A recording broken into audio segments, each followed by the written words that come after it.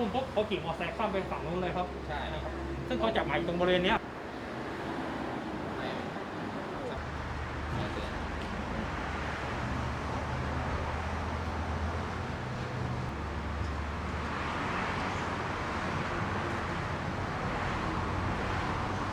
ตอนที่เกิดเหตุน้องอยู่ข้างล่างนี้ด้วยไหมฮะ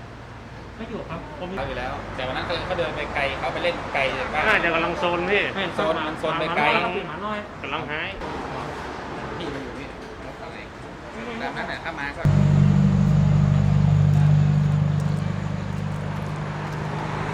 บริเวณร้านขายของชำค่ะ